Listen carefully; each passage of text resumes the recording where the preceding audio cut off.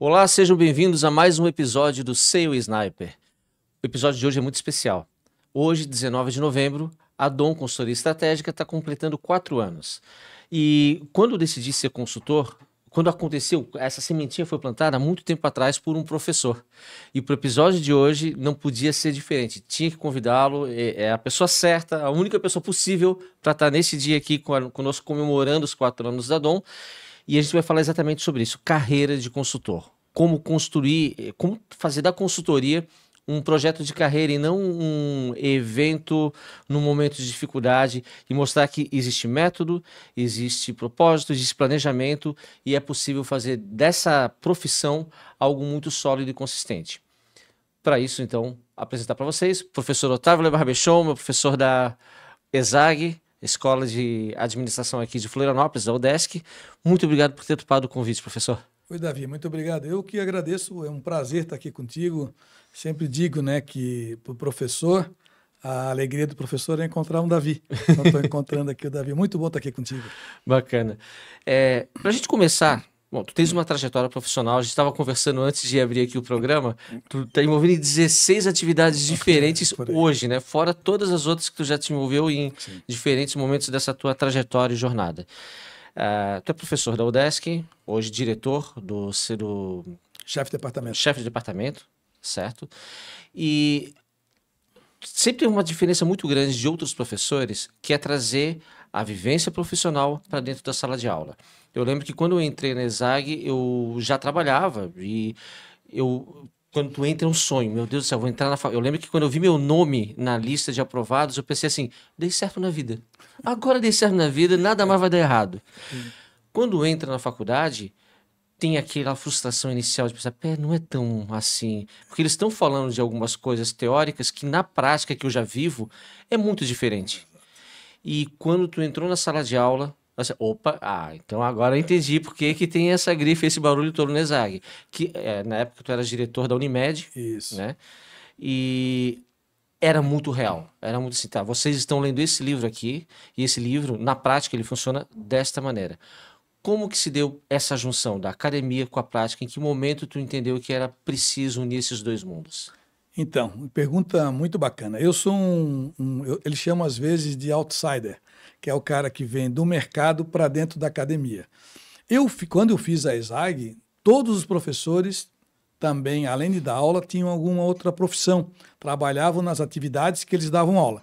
Então isso foi muito legal porque falava de financeiro, o cara era diretor financeiro. Falava de comercial, o cara era gerente comercial e tal. E assim por diante. Então eu vim com esse DNA desde o início. Com o tempo, né, as academias foram ficando mais burocráticas, exigindo que todo mundo fizesse mestrado, doutorado. Legal, super importante isso. Eu não nego, o conhecimento é super importante. Mas também houve, como tu bem falaste, um afastamento da realidade do mercado. E o mercado é muito ágil. Sim. Nós da academia estamos sempre um pouquinho atrás do mercado, porque o mercado tem que dar respostas o tempo inteiro. E a academia pode fazer uma reunião, pode fazer outra, pode reunir todo mundo e o mercado não dá tempo para isso, agilidade. Então, a minha experiência, a minha vida sempre foi assim. Eu sempre continuei tendo atividades e dando aula. Eu dou aula, completei 32 anos dando aula na ESAG, né? E no geral, há 35 anos. Então, até outro dia me falaram que eu sou o cara mais antigo da ESAG, porque eu entrei em 80 como aluno e nós estamos em 2025. E permanece lá como chefe então, de departamento agora. Eu sou mais antigo que os antigos que entraram como professor antes de mim, porque eu fui aluno e eles não foram alunos da faculdade. Então, respondendo a tua pergunta, jamais podemos separar a academia do mercado. Aliás, a academia existe para ir a mercado. E o mercado tem que ir buscar na academia conhecimentos, técnicas. Outro dia o cara me perguntou assim lá, viu, Davi? E se funil de vendas funciona? Eu falei, depende. Depende. Agora, tu tem que saber, porque se falar funil de vendas, eu não souber nem o que é um funil de vendas, aí eu estou perdido. Eu tenho que saber que ele existe, que existe as 3 partes, o topo, o meio e a base. E como é que funciona? Depende. Qual é o teu segmento? É tecnologia? Tem um modelo. Tu tens uma indústria varejo, tu é a área médica. Então, depende. É serviço, né? O que tu vais entregar? Então, a academia é muito importante porque ela te dá esses insights super legais de conhecimento que mudam o tempo inteiro, né? Mas praticando é que a gente vê se aquilo que a gente aprendeu funciona. Então, sempre foi a minha pegada e agora eu digo assim, vou me incomodar um pouco mais. Aí resolvi ser chefe de departamento, continuo com A vida estava fácil. Eu digo, tá, moleza, eu cheguei aos 60 anos, Davi. Eu disse assim, depois dos 60, eu vou começar a fazer algumas coisas que são um propósito antigo, independente de quanto isso me dá de retorno econômico ou não. Basicamente, propósito. Então, eu estou tentando levar para a academia essa minha experiência de longo tempo no mercado, longo tempo na academia, e trocando com os alunos. Acabei de sair de sala.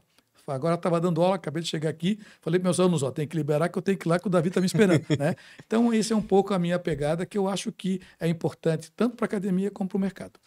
Muito bom. E é interessante, a gente está falando aqui a minha experiência quando eu tive na aula, trazendo o mercado para dentro da faculdade. E hoje a gente vive um momento que é quase inverso, com o boom do Instagram e das redes sociais, da velocidade de comunicação e até conflito geracional. Tá na moda falar mal do estudo formal hoje. Então as pessoas não precisa do diploma, não precisa. Como se empreender fosse só um instinto, desmerecendo o valor que a formação tem, né? Então, ao mesmo tempo que eu abro falando que para mim foi um oxigênio, tive falar de mercado dentro da sala de aula, acho que hoje também precisa do movimento contrário, né? As pessoas entenderem o valor que a educação ainda tem, né? E sempre vai ter. A gente pegar uma grande empresa, eu posso ser um empreendedor raiz, que eu não tenho formação, mas o meu diretor financeiro vai ter. É isso aí. Né? Super robusta. É isso aí. Professor, a gente falou de mercado e de academia. Como que se deu a tua entrada, a tua escolha para se tornar um consultor? Porque hoje tu está à frente da ADM, né? A DMSA, e provavelmente a consultoria mais tradicional e respeitada aqui da grande Florianópolis, de Santa Catarina. E como que se dá essa transição para consultor? Muito bom, muito bem. Isso é muito importante, porque eu digo em sala, fosse meu aluno, sabe que eu digo isso. O administrador, ele se forma para 3, 4 coisas. Ou ele vai empreender, vai raiz, vai abrir o seu próprio negócio, vai investir, vai fazer daquela profissão o empreendedorismo como base. É claro que ele pode empreender e vai empreender em outros locais também, mas eu digo abrir sua própria empresa. Ou ele vai ser um executivo, como eu fui, de grandes empresas. Eu tive da Unimed, no Grupo Almeida Júnior, outras empresas que eu fui, Caixa Econômica, fui executivo. Do Conselho do Banco do Brasil, né? Hoje eu sou do Conselho do Banco do Brasil, do Comitê de Tecnologia e Inovação. Então, assim, também posso ser um executivo e chegar a vice-presidente ou presidente, dependendo da companhia. E consultor, que era uma coisa que eu sempre meio que fui, Davi. Poucos sabem, mas eu abri a minha primeira empresa em 1986. Eu já virei consultor Por quê? Porque eu estava no banco, mas eu falei, cara, eu não estudei só para ser bancário, eu vou fazer outras coisas que a profissão de administrador me deu, saí numa faculdade muito bacana, que sempre focava os business, que é a questão que era a ESAG, né? E eu abri minha consultoria, a primeira em 86. O nome, depois eu abri em 90, reabri em 90. Nunca me esqueço, chamava Fonte Análise e Consultores Associados. Esse é o nome da minha primeira empresa. Então, eu sempre fui consultor. Sempre apostei. Por quê? Porque, embora eu tivesse a minha profissão como executivo, eu via que o mercado me queria também, eu queria a inteligência para ajudá-los a empreender, para ajudá-los a entender aquilo que a academia me deu. Eu sabia, sempre gostei de finanças. Uma das minhas primeiras funções foi ser diretor financeiro, mas não é a minha pegada. Eu sou comercial, sou da estratégia, sou do marketing, onde eu tenho mais retorno, onde eu entrego mais. Mas eu adoro o financeiro. Onde é que eu aprendi? Lá na academia. Não adiantava eu pegar e não saber ler um DRE. Como não? Não, tudo bem, eu vou, de maneira inspiracional, eu vou tendo resultados. Não, a gente sabe que é consultor, que se a gente olha para uma empresa, meia hora com alguém de uma empresa, a gente já tem um pré-diagnóstico. É incrível como a gente consegue ler. Sim. E a gente precisa de ler diagnóstico, não só ouvindo, mas também me passa aqui. Eu me lembro que numa empresa que é a nossa cliente, eu peguei e disse, me passa o teu DRE. Aí eu falei, não, vem cá, margem líquida negativa, né? Eu disse, como é que tu sabe? Eu digo, quanto tempo tu estás com essa margem líquida negativa? Não, é o que eu estou investindo. Mas quanto tempo? E quanto tempo tu tens de fôlego para manter essa margem líquida negativa? Não adianta eu ter um grande produto, um belo produto, que o mercado, de repente, não quer. O mercado diz, mas o mercado... Uma vez eu vi essa frase, Davi. O mercado não está preparado para mim. Não. É você que não se adequou ao mercado. O mercado ele tem as suas regras. Pode ser, não, pode ser que não seja melhor para você, mas é aquilo que o mercado está pedindo. Tá, talvez seja entregar um produto ainda melhor, mas se o mercado não está comprando outro produto, você tem que se adequar e ajudar aquela empresa a encontrar o seu mercado. Então, eu sempre fui consultor, então nós estamos falando, tu não era nascido, estou falando de 1986. Já era, Davi? Minha primeira lembrança de infância é a Copa de 86. Olha só. É o Zico perdendo o pênalti. Essa cara de novinho, mas... o Zico perdendo o pé, trágico. Exatamente. Então, em 86, eu abri a minha primeira empresa. E como consultor, embora eu fosse executivo da Caixa Econômica Federal na época. Eu era executivo, que a gente chama de banco, eu era gerente de agência. Mas eu sempre tive a pegada de, além de executar essa tarefa de banco, que é uma tarefa bem rotineira, para algo mais estratégico, de mais soluções. Então, ser consultor é algo que está na minha alma. E agora eu estou, né? A ADM tem aí seus mais de 15 anos, graças a Deus está bem no mercado, a gente já fez várias. Hoje o nome bonito é pivotagem, né?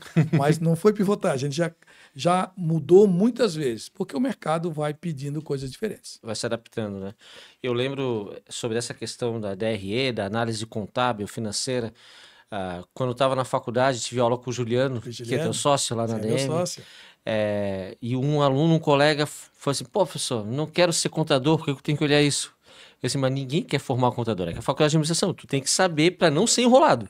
Porque senão alguém vai te enrolar, um contador vai te enrolar. Então, como administrador, tem a obrigação de saber fazer essa análise. É isso mesmo, Davi. E aqui já fala um pouco do característico, o que é ser um consultor, a capacidade holística de entender os diferentes ecossistemas que está dentro de uma empresa. E quando a gente fala em ser consultor, é muito comum as pessoas olharem assim. Eu acho que o consultor se assemelha muito com ser vendedor. A pessoa acha assim: não dei certo na vida, não passei no vestibular, no concurso público, vou ser vendedor. Não sei não passei por um cargo de executivo, um processo seletivo, vou ser consultor. Lê do engano. E na verdade a gente sabe, os bons vendedores estudam e muito, tratam a venda com uma ciência, e os bons consultores idem. Como tu vê essa questão da imagem que o consultor tem e as pessoas entenderem, não dei nada, vou ser consultor. Como que isso acontece? Fizesse um paralelo muito interessante com o vendedor. Sabe, na tua época não tinha matéria de vendas. Não, verdade. Agora tem. Fui eu que fui o criador da matéria, ajudado pelo professor Nério Amboni, que também conheces bem, que é um catedrático, né, que sempre contribuiu muito e contribui para a universidade. E eu digo, como é que uma faculdade dessa não tem vendas? Porque tinha o que? O preconceito ao nome. Vou formar vendedor? É isso mesmo. Vou formar vendedor. Por quê? Sim. Porque eu vou, além de pegar o espírito que o vendedor tem, essa questão da resiliência, da capacidade de estar constantemente acreditando em coisas e vendo coisas que ninguém vê, porque essa é a característica do vendedor, né? É aquele que está vendo coisas que ninguém consegue ver, ele está vendo uma parede, mas o vendedor está vendo uma venda lá na frente, porque ele tem essa habilidade e ele acredita muito nisso. Só que o vendedor de hoje não é um tirador de pedido tradicional como a gente tinha. Hoje ele tem técnicas, né? Vai usar o spin selling, será? Vai usar uma técnica. Qual é o perfil? O cara é pragmático, o cara é analítico, o cara é expressivo, é integrador. Que tipo de pessoas eu vou encontrar do outro lado? Então, o consultor, idem, né? Não tem nada a fazer, vou ser consultor. Não, vai se ferrar, porque não entende como é que o mercado funciona. Você olha uma empresa, nós temos um cliente bem grande hoje, bem grande, e ele nos chamou para olhar a empresa dele. E nós colocamos na frente os 4 gerentes. Aí o cara assim, mas o senhor quer saber o que? Eu digo, nós queremos saber os 4. Porque essa empresa é um sistema, não é? Não adianta aqui tu ter um RP danado se tem buraco na venda, né? Vende bem, mas não tem margem. E aí tu tá lá contabilizando.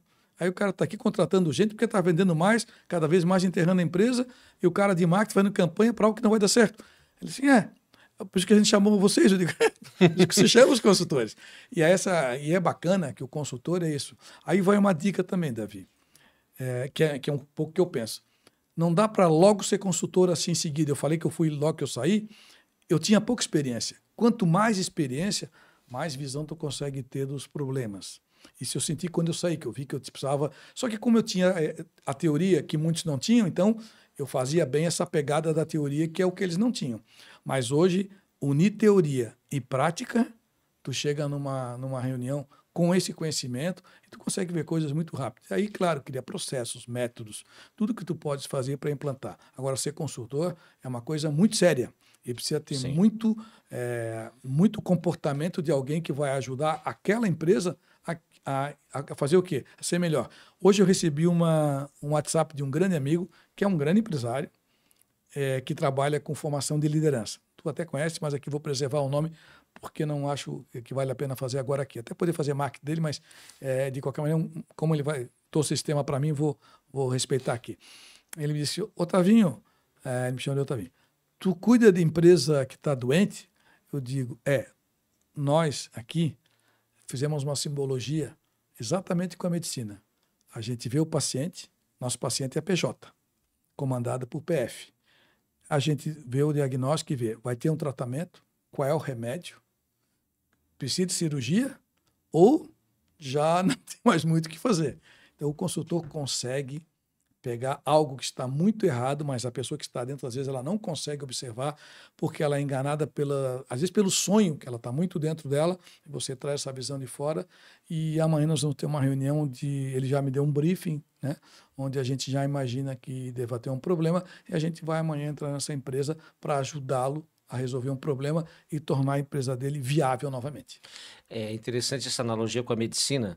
Eu também adoro fazer esse tipo de comparação, porque quando a gente vai fazer um diagnóstico organizacional, a gente examina a fundo a empresa. Isso. E aí eu posso entender que a solução para aquele paciente é a cirurgia, ou é reeducação alimentar, ou cara, tu só precisa fazer exercício físico. Tá tudo, as peças estão aqui, só que tu tá sedentário, porque teu time se acomodou, teu time não tá mais se mexendo, teu time não tá... Tem que capacitar a galera aqui, tem que botar treinamento para dentro de casa. E é isso. Nós temos um cliente também bem tradicional aqui de Florianópolis que a dificuldade, os meus líderes estão com dificuldade de tocar bumbo. A gente pergunta, quem é o teu líder? É um cara de carreira aqui de dentro, começou office boy, foi promovido, hoje é o gerente. Tu preparou essa pessoa para ser gerente? É isso aí.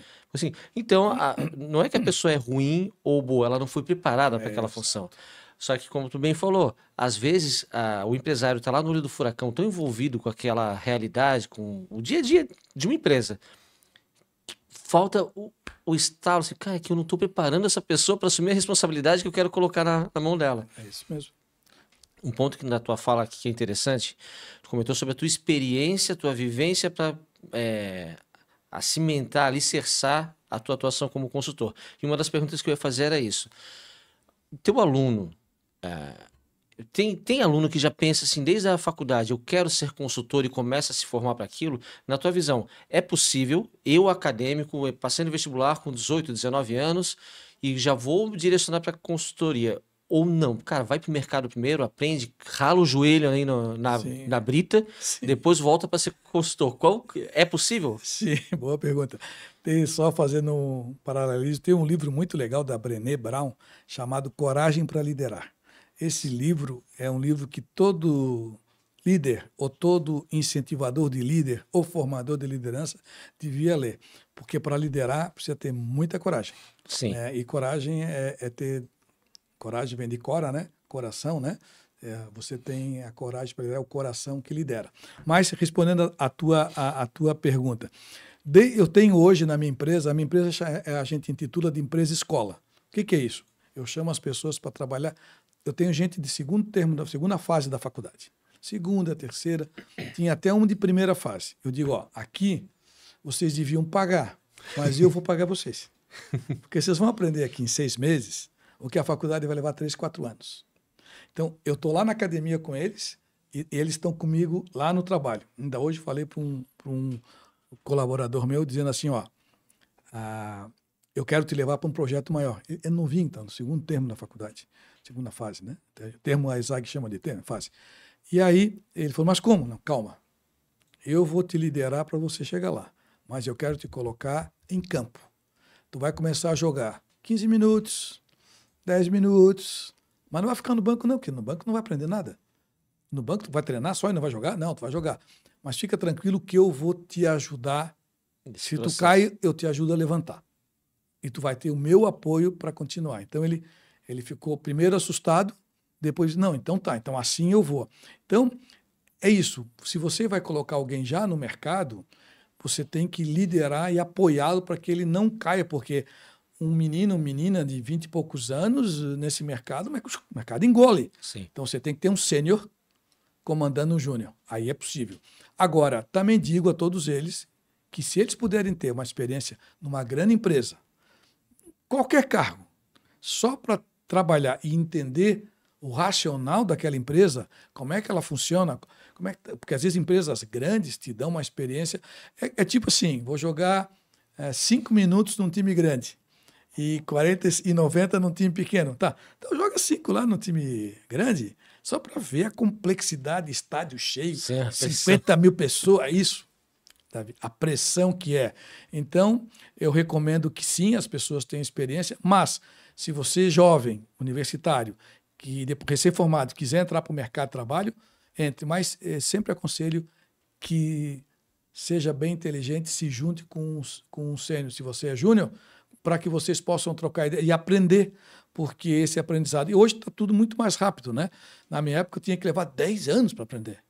Hoje, 2 anos, a pessoa está rodando. Eu tive que fazer um curso de inteligência artificial porque eu não entendia mais nada. De como é que eu vou usar isso direitinho? Então, eu fiz um agora, acabei de fazer, aos 60 anos de idade, fiz um curso de inteligência artificial. O Banco do Brasil nos ajudou a fazer esse curso, onde eu fui entender como é que eu podia usá-la estrategicamente, não tanto só como ferramenta, não, estrategicamente. Por quê? Porque eu sou da geração do telefone discado. Não é, Davi? Aí nós estamos hoje numa inteligência artificial que meus alunos estão usando. Hoje eu fui corrigir o trabalho deles e falei, pessoal, tem IA aqui, né? Tem chat GPT, mas beleza. Agora eu vou chamar para vocês explicarem aqui. E aí botei à prova quem efetivamente fez ou quem usou a ferramenta que também pode usar, como a gente usava outras coisas.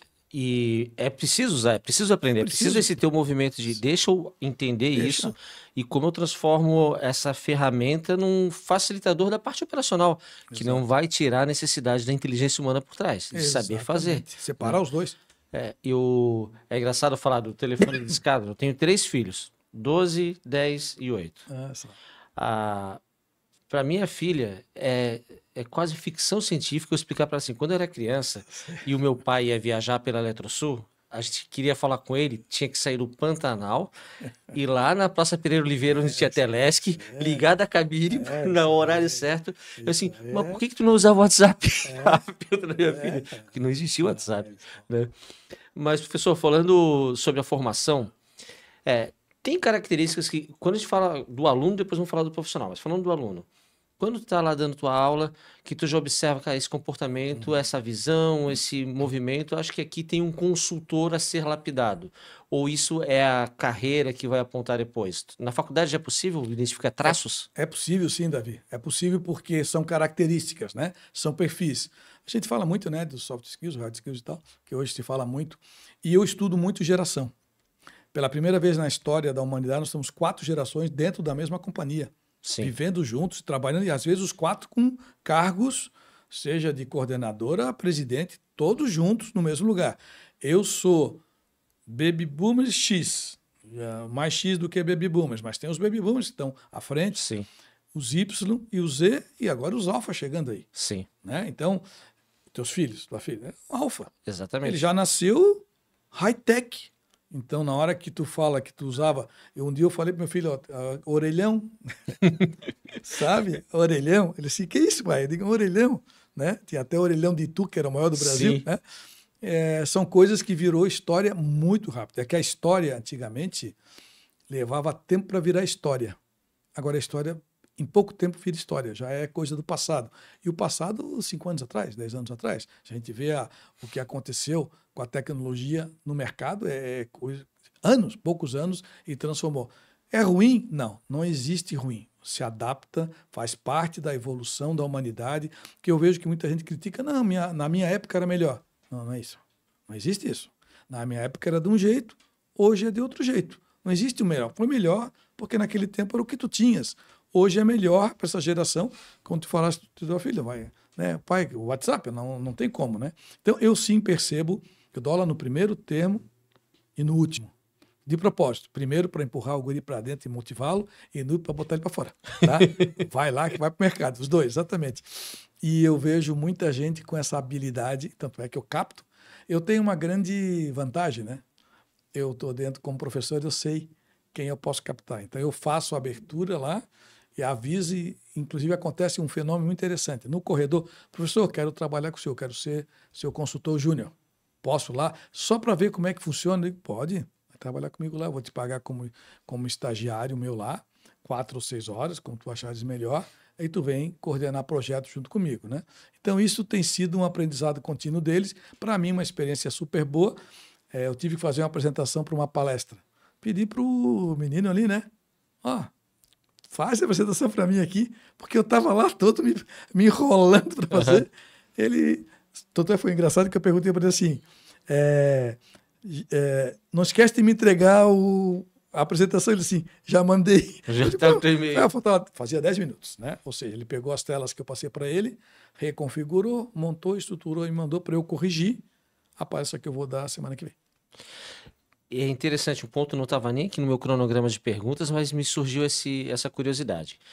Falou sobre conflito geracional, acho isso uma das coisas mais comuns, os debates mais frequentes hoje em dia. Rotular a geração Z do mimimi, que não tem paciência, não tem tolerância. Além da tua atuação profissional, ou de ser essa porta de entrada para um aluno que quer entender o mercado de trabalho, tu vivenciou na sala de aula diferentes gerações. E diferentes comportamentos, posturas, inseridas em diferentes momentos da humanidade, da tecnologia. Como que tu enxergas essa mudança cultural, tanto como que isso impacta no dia a dia do trabalho, né? Tem a geração que é melhor para um cargo, melhor para o outro, tem a geração que é mais mimizenta ou não. Na tua visão, um de professor e outro de profissional, sim, como que tu enxerga essa intersecção geracional? Então, vou contar um fato que eu acho que vale a pena, mas há 35 anos eu dou aula para gente de 18 anos de idade. Eu tenho alunos de 18 anos a 35 anos. Então, eu tenho um aluno com 50 e poucos anos, que são... Eu estava voltando num voo aí de uma viagem que eu fiz para Brasília, encontrei 8 ex-alunos no avião. Foi tão engraçado que a moça que sentou do meu lado perguntou... viagem de formatura. Não, mas assim, o que o senhor Aurélio pensava que era uma personagem? Eu falei, não, é professor, é tudo aluno meu aqui. Então tinha aluno com 50 anos, com 40, com 30 e com 20 e poucos anos. Recém-formado, ao que foi formado há 30 anos, Davi. Quem é o melhor? Não existe isso de melhor. A gente tem que entender, porque senão a gente fica querendo separar o que é melhor e o que é pior, e não é assim que funciona. O mercado... É claro que a geração agora é diferente da geração anterior, né? Quando eu comecei a trabalhar, não tinha nem desenho das leis trabalhistas, né? Eu comecei a trabalhar cedo. Não tinha nem... Podia trabalhar, não trabalhava, simplesmente. Era exploração, era o que tinha, né? Hoje as leis estão mais... relacionando o que pode e o que não pode, perfeito, com mais respeitos. Essa geração eu chamo de cristal também. É uma geração que brilha muito, mas que pode quebrar fácil. É uma brincadeira que eu faço, uma simbologia, dizendo que eles são brilhantes porque eles são muito mais inclusivos do que a minha geração, por exemplo. Sim. Respeito muito mais as diferenças, inclusive identificando maneiras de falar que era errada na nossa época, que a gente entendia como falar de maneira normal, coloquial. Não, isso era meio agressivo, mas a gente brincava. Então, eu aprendo com meus filhos. Eu aprendo com meus filhos, tenho um filho de 23, um filho de 30, são 2 mundos diferentes, eu aprendo com eles como que eu posso melhorar. E eles aprendem comigo coisas que eles não têm. Por exemplo, eu sou uma pessoa que trabalhei sábado e domingo direto e não fiquei esperando ganhar hora extra. Por quê? O meu propósito era entregar o que era melhor para mim.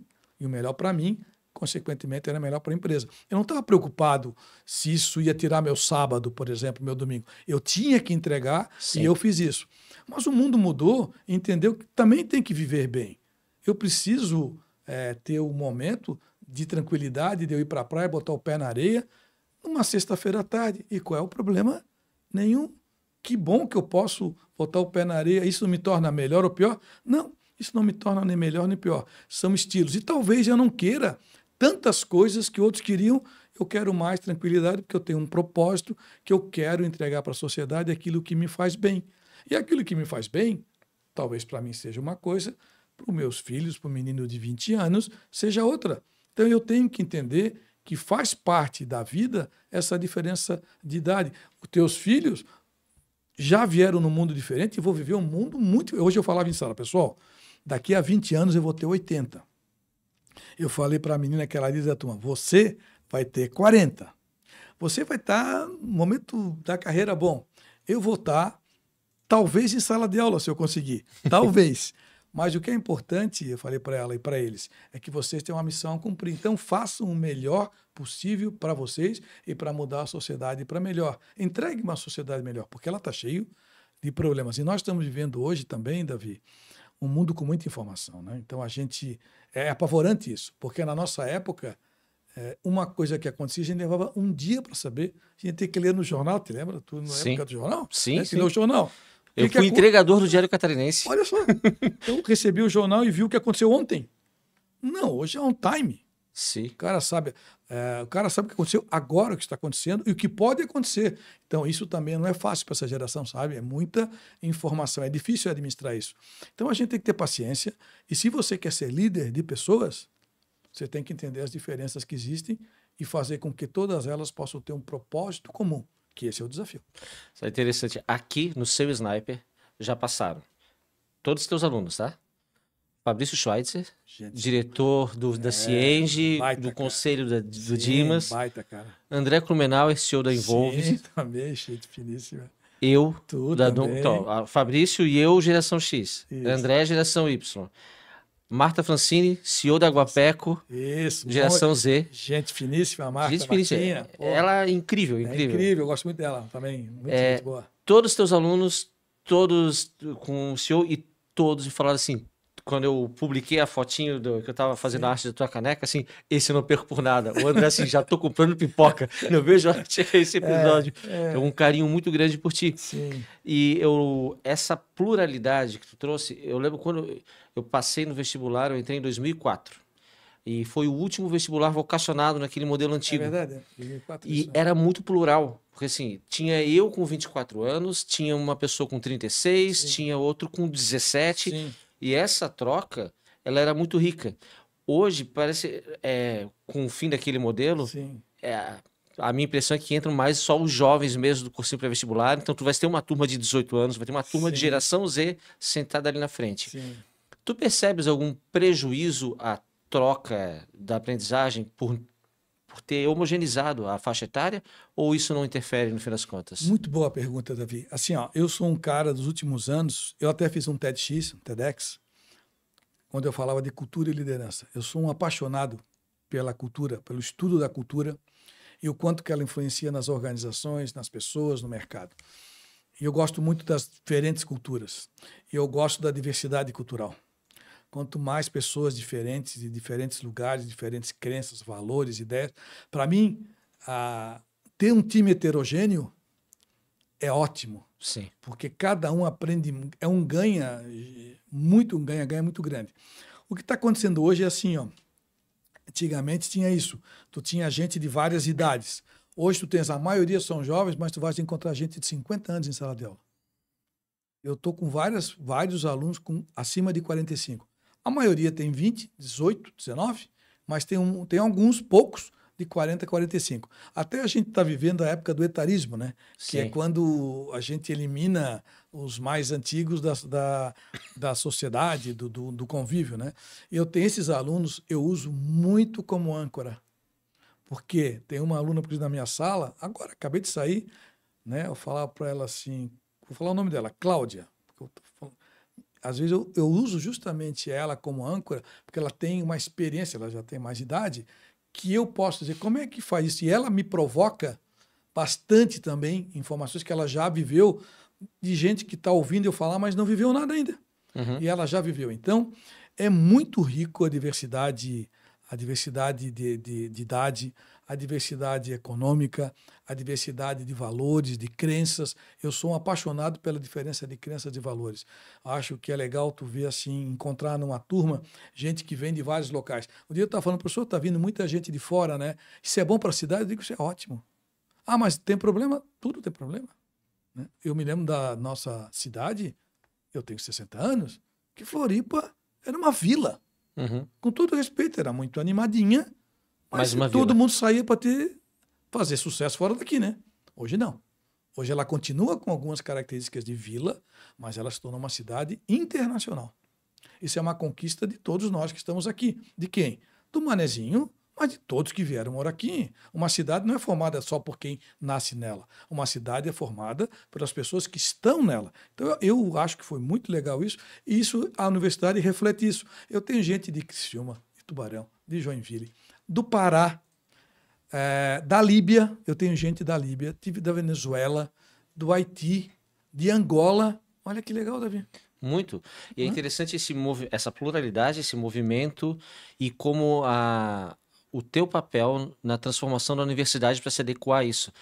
E eu digo isso especificamente porque quando surge a ESAG, e aí tu vai ter muito mais propriedade do que eu para falar, ela foi uma formadora de personalidades políticas importantes. Espiridião Amin e outros tantos se formaram ali. E aí teve um momento de uma ESAG meio industrial, né? Formando as pessoas lá de Joinville, de Blumenau. Isso mesmo. E eu lembro que, assim como tu mencionou agora, que tu levou vendas para a faculdade, quando eu entrei, tu levou administração de empresas de serviços, que também não tinha. Não tinha. Né? E entender assim, Florianópolis se tornou uma empresa de serviços. Né? A gente tem uma vocação. Hoje, 25% do nosso PIB vem da tecnologia. É isso. Né?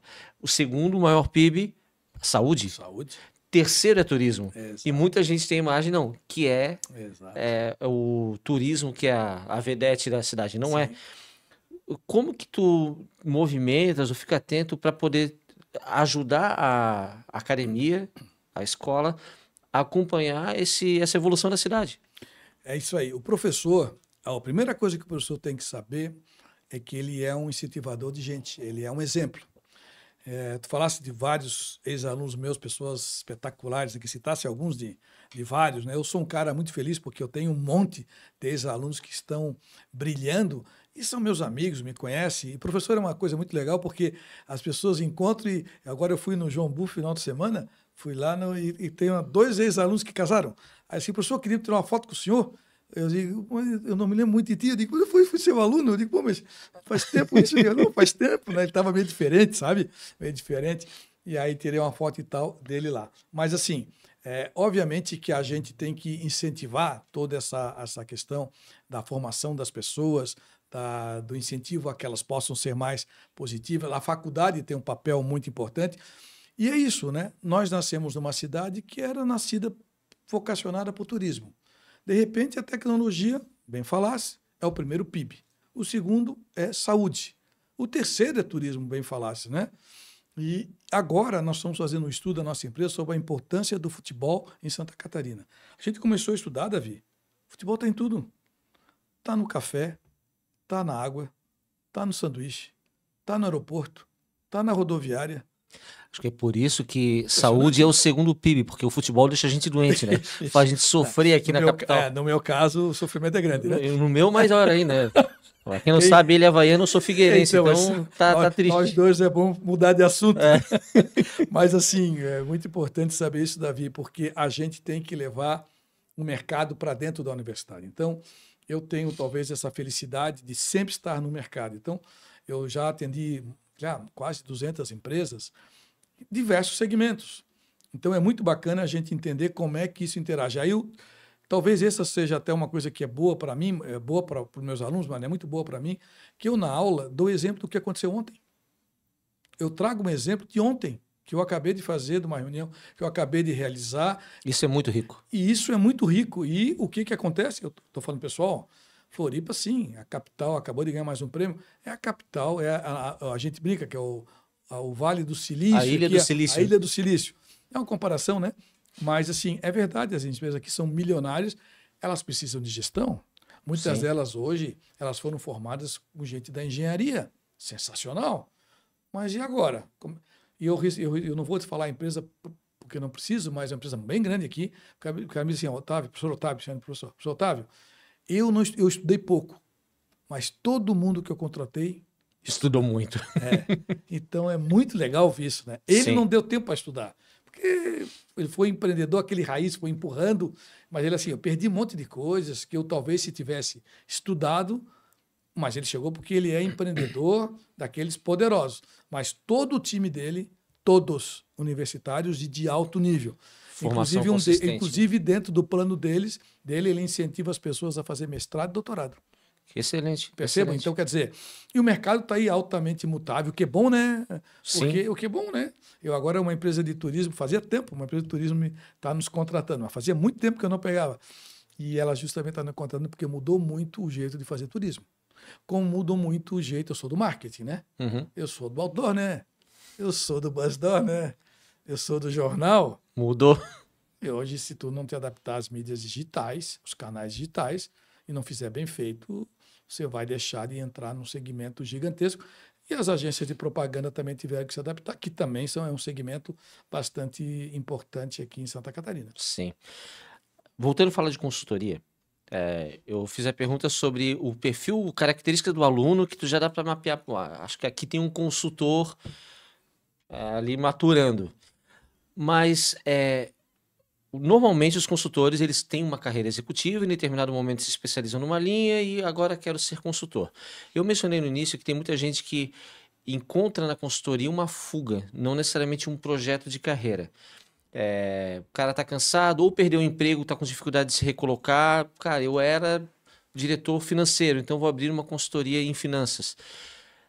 Que características ou qual é o momento, que sinais que um profissional tem que ter? Ele já está inserido no mercado, assim, cara, agora eu quero empreender como consultor.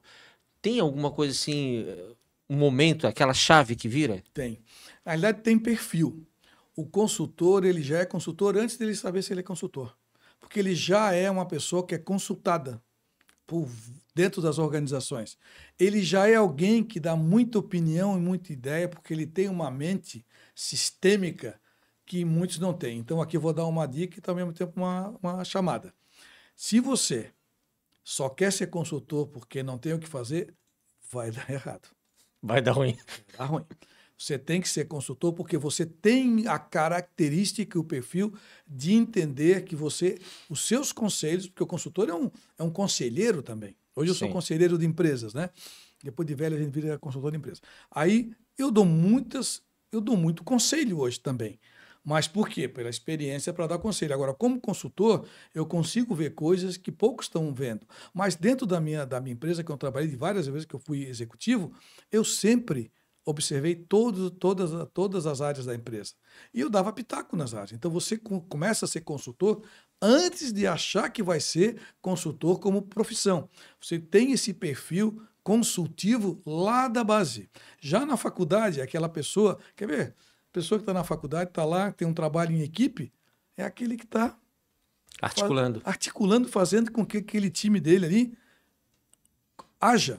Porque ele vê perfis, olha só que legal, ele vê perfis diferentes e ele vê que aquilo tem que chegar num determinado denominador comum, que é o que vai ser entregue um produto, que é o trabalho, ou alguma coisa parecida. Ele consegue articular isso. Então, ele já está sendo um consultor. E eu consigo observar isso muito bem em sala de aula. Esse cara pode trazer para cá porque ele vai te ajudar, porque ele é um solucionador de problemas. O consultor é uma pessoa que contribui para solucionar problemas. Ou dores, já que a gente estava falando na parte da medicina, né?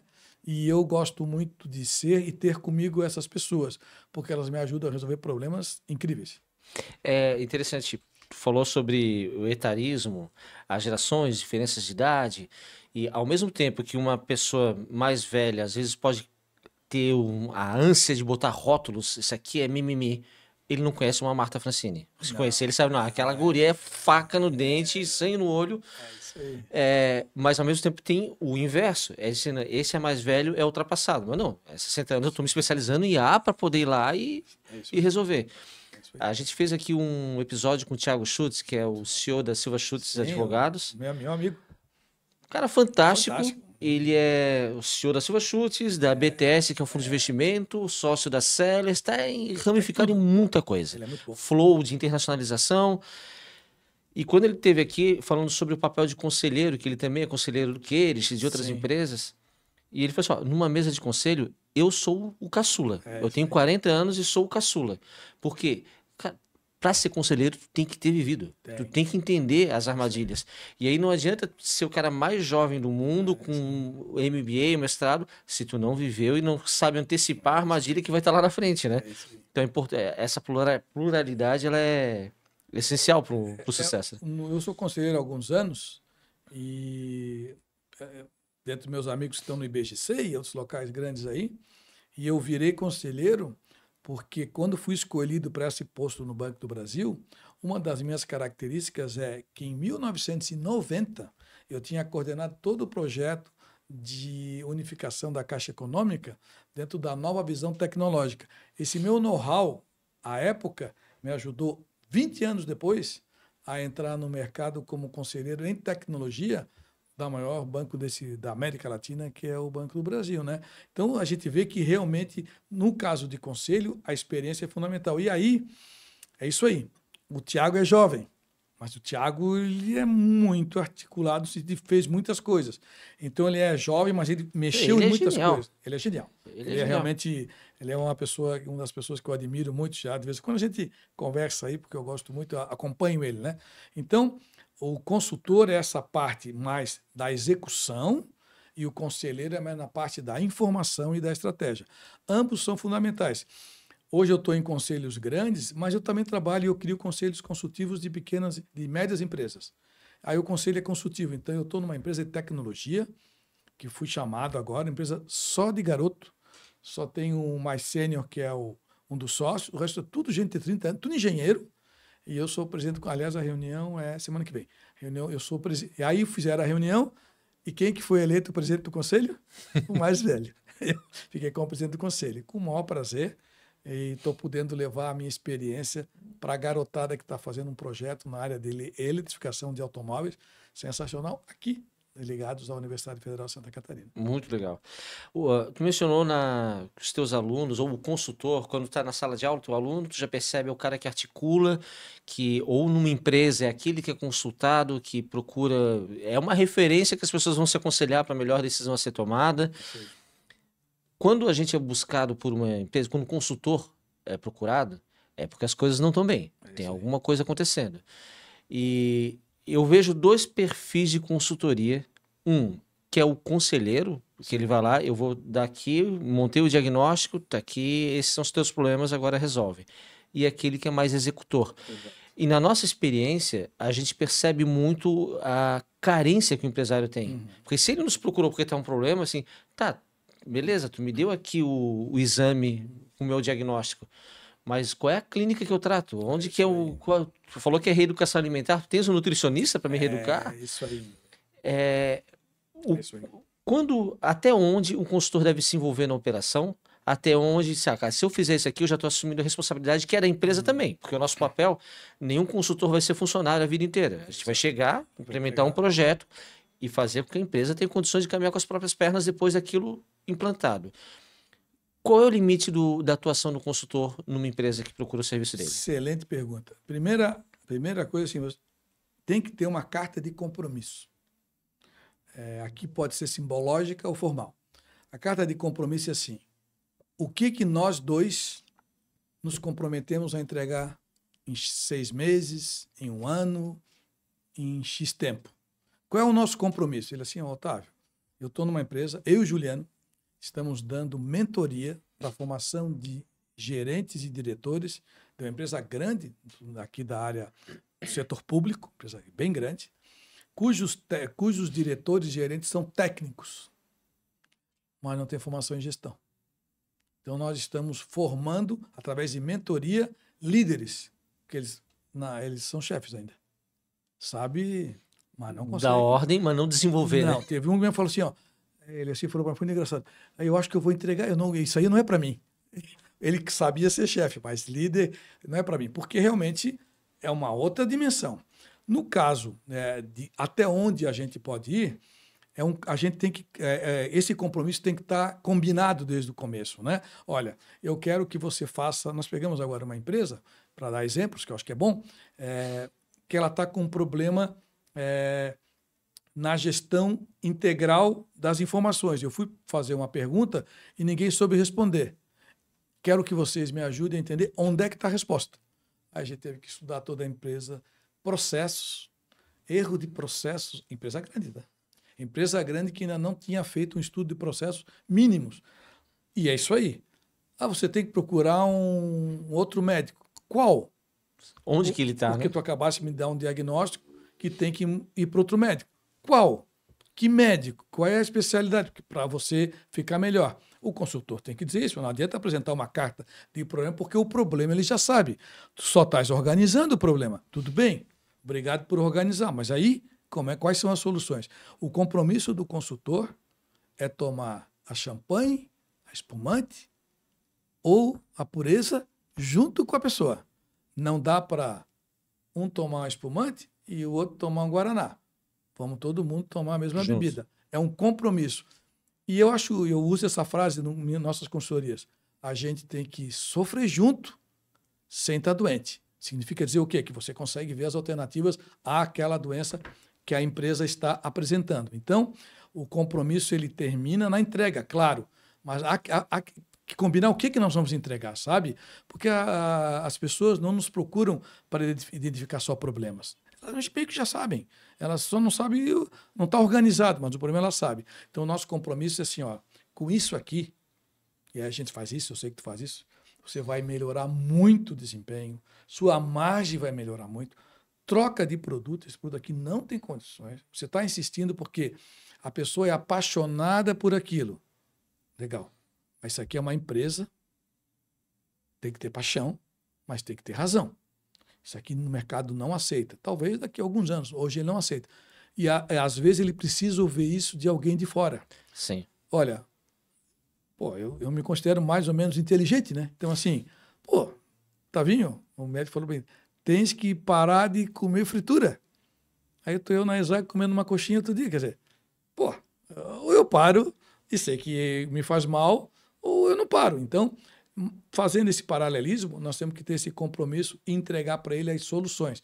E aí, claro, aí vem a tua resposta objetiva. Tem coisas que eu não vou fazer. Porque assim, se você não quer fazer, nem devia ter me contratado.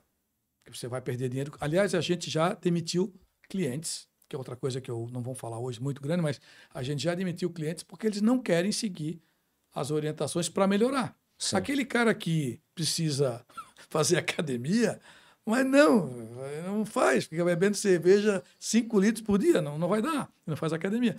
Então é melhor parar o tratamento. Aí a gente tem que ser bem honesto e dizer, não adianta mais a gente estar junto contigo. Já aconteceu isso, não foi só uma vez. A gente foi bem correto, dizer, olha, a gente aqui não tem mais solução. O dia que tu tiveres com outro espírito de mudança, a gente volta, mas hoje não dá. Então esse é o compromisso, entregar o que tem que entregar, saber que o problema existe e dar alternativas para melhoria. E aí a gente, nossa empresa, a gente faz assim, a gente acompanha depois sem cobrar. A pessoa liga depois de 6 meses. Ô, Tavinho, às vezes uns chamam de exploração isso, né? Ô, Tavinho, preciso falar contigo, eu digo. Aí na briga, vai pagar ou é de graça? Ele diz, não, é de graça. Então fala, mas é rápido aí, fala. E às vezes é uma dica mesmo, a brincadeira, a gente faz uma dica, uma ideia, uma sugestão de alguma coisa, porque ele já criou todo o ritmo com a gente. Então, aproveite, combine com a pessoa que vai entregar, entregue o que tem que entregar, e na hora que tem que executar e você não vai executar, deixe ele executar, mas diga como fazer essa execução. Né? Mencionou... Temos o livro aqui para te entregar ainda. Já vamos chegar lá.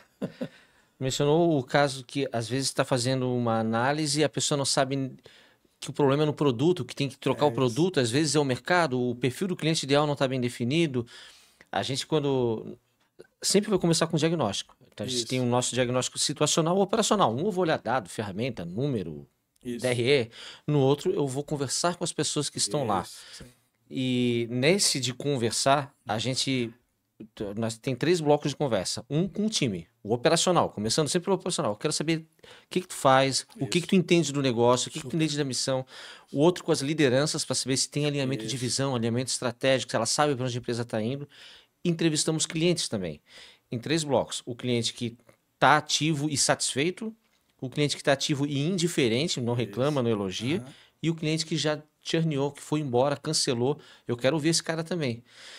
Às vezes, o cliente vai dizer se eu pergunto assim, o que tu contratou na empresa? É muito diferente do que o dono imagina que está vendendo. Isso aí. Eu falei, cara, tu só precisa ajustar teu discurso comercial. Isso aí. Tu tá sonhando em vender A, mas o teu cliente está comprando B. É isso aí. Então, se tu melhorar o teu discurso comercial, se tu adequar para o teu público o discurso comercial, naturalmente tu vai vender mais. É isso né? mesmo.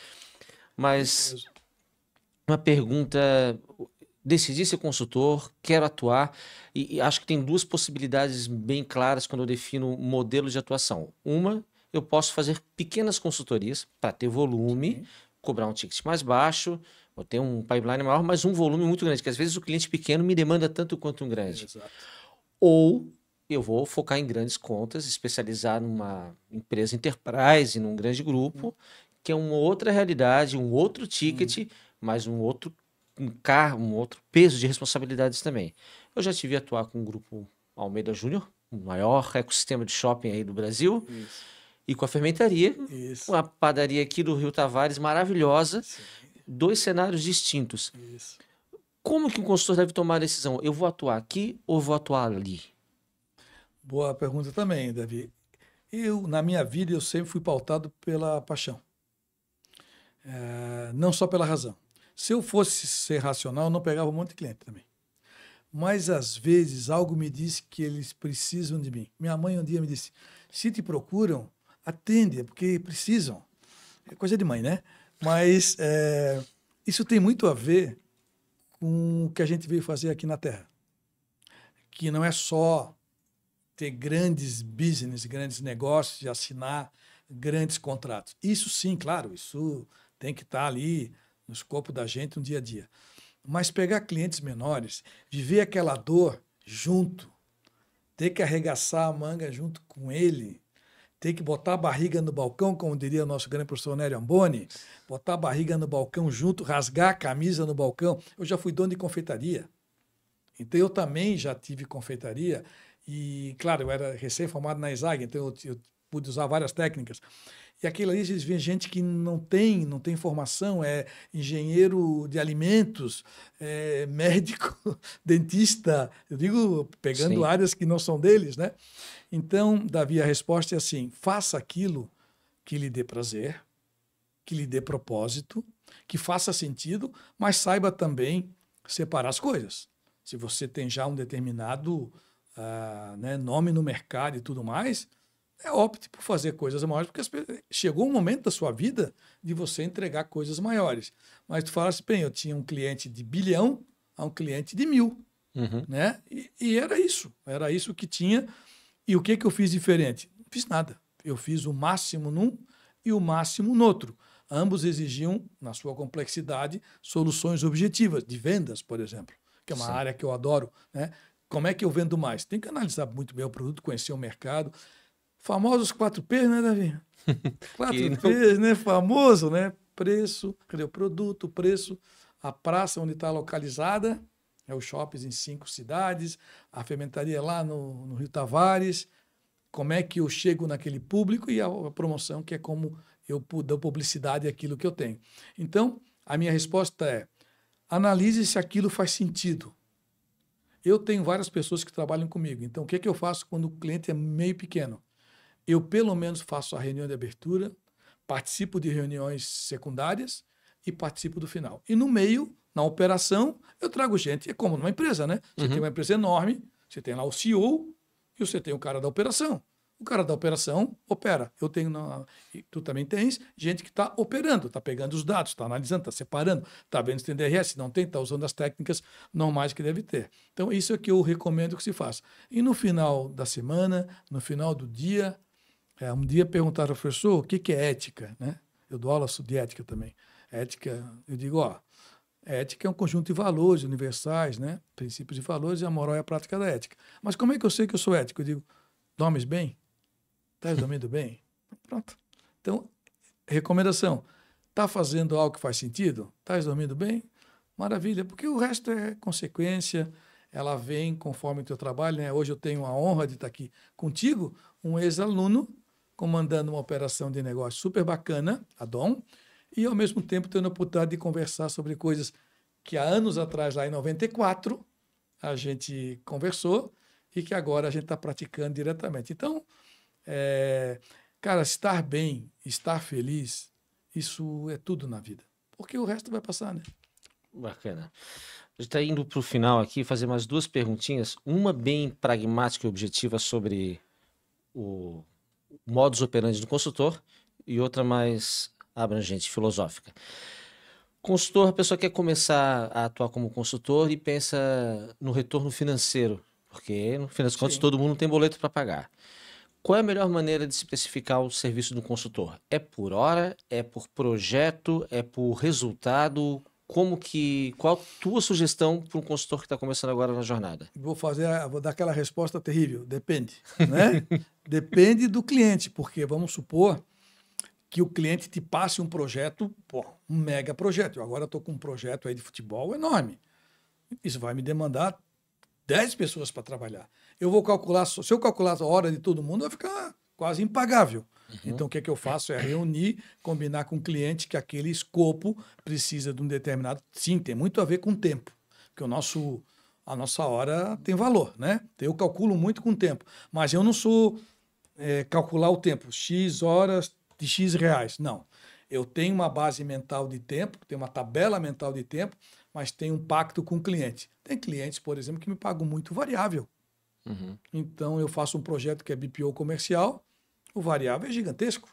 E eu aposto no variável, faço um fixo com um tempo bem mais barato do que eu cobraria, mas que eu virei sócio dele. Tem vários clientes que a gente é meio sócio. Sobretudo no projeto a gente é sócio, porque a gente ganha com a evolução dele, né? Então depende do projeto. Se o projeto é mais comercial, eu posso fazer uma duplicidade de preços entre fixo e variável. Se é uma análise financeira, aí é tempo, porque eu vou levar 40 horas para analisar toda aquela documentação que me passaram, aí é tempo. E eu sempre defino o tempo calculando o meu tempo com o tempo dos meus assistentes, meus assessores juniores. Então eu faço uma média do qual eles podem realmente no começo ser um pouco menor o valor e para mim um pouco mais, e eu faço essa relação de tempo em cima do quanto tempo eles ficarão lá dentro, e o valor é definido assim. Mas depende do projeto, eu posso ter um fixo menor e um variável muito robusto, onde eu vou faturar. Aliás, aconteceu isso com um cliente nosso, que o variável era muito grande, ele ganhou 4 vezes mais do que ganharia se fosse com um valor de tempo de trabalho. Hora de trabalho. A gente tem dois clientes que a gente está também nesse modelo, de parte vai ser atrelado ao resultado. Assim, a gente confia no projeto, sabe que são empresas sérias, mas, cara, a gente vai cobrar, então, 60% do que seria o nosso projeto. É isso aí. E os outros 40% vai ser bônus com o resultado atingido. É isso aí. Porque a gente acredita Excelente bônus. Tanto na nossa capacidade de entrega quanto na viabilidade do projeto, né? Exatamente. Professor, para fechar, antes de tu mostrar aqui esse livro bonito da nossa escola, que tu vai ganhar? Se voltasse no tempo e fosse encontrar o Tavinho lá começando a jornada, que conselho que tu daria para ele que, ó, foge aqui é uma cilada, Bina. Aqui acelera que é aqui que vai dar bom. Olha, nessa jornada toda que eu estou há 40 anos no mercado, mais ou menos nós estamos fazendo 40 anos de formatura. Formei em 85. Então, a nossa turma está fazendo 40 anos. E eu estou no mercado há 30 e poucos anos, 35 anos, né? Então, eu não me arrependo de nada que eu fiz. Nada que eu fiz. Algumas coisas eu acho importante. Arrisque. Saia da zona de conforto. Esse é um dos maiores recados que eu quero. Não se conforme com o óbvio.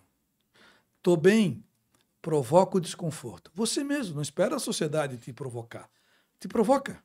Né? Eu pedi demissão da Caixa Econômica, concursado, pai e mãe querendo que eu fosse já casar, porque já era funcionário federal, e eu pedi demissão e minha mãe perguntou assim, por que está se demitindo? Porque eu já cumpri a minha missão. E eu fui feliz, agora daqui para frente eu quero buscar outras missões. Então, siga o seu instinto, se prepare muito, estude até o último momento da sua vida, não abandone os livros, nunca. Ou através hoje de tantas coisas, eu estou no carro hoje e eu estou fazendo aula de inglês no carro. Não para lá, ouvindo tanta coisa, né? Esteja sempre pronto para aprender, seja uma pessoa determinada, seja uma pessoa do bem, seja alegre. as pessoas gostam de gente feliz. Não é tolo, não é tanso, não é banzo, Não né? é abobado. Não é abobado, exatamente. É feliz. Feliz porque você é um privilegiado de acordar todo dia. Tem gente que não acorda. Então acorda e... Obrigado, pessoal, acordei. E se arrisque. Arriscar é muito bom porque é adrenalina pura, professor. Aos 60 anos eu resolvi ser chefe de departamento. Por que eu não fiquei no meu cantinho e estava tão tranquilo? Porque eu tenho projetos e sempre tenha projetos. Excelente. Essa é a dica. Muito obrigado, professor. Vamos mostrar o livro aqui? Vamos mostrar o livro aqui. Deixa eu pegar aqui, ó. Um livro Mostra o bonito. livro, 60 anos da História nossa da ESAG. ESAG, nossa escola, onde eu tive o privilégio de ser aluno do Nélio Moner, do professor Otávio, e de tantos outros, professor Tomás e vários professores incríveis. Por favor, um autógrafo, Vamos né? lá. Uma dedicatória aqui. Esse vai ser Eu não lido sei com qual é a muito carinho. página, acho que é 105 ou 106, tem uma foto da nossa turma de formatura de 85. Ah, é? Aqui dentro. Mas depois tu dá uma olhada com Vou calma. encontrar. E tem um depoimento meu de um projeto que eu fiz na ESAG, também não sei qual é a página, tá aí dentro, tá? Pode deixar que eu vou ler inteiro já. Ó, vou botar aqui. Ao querido amigo.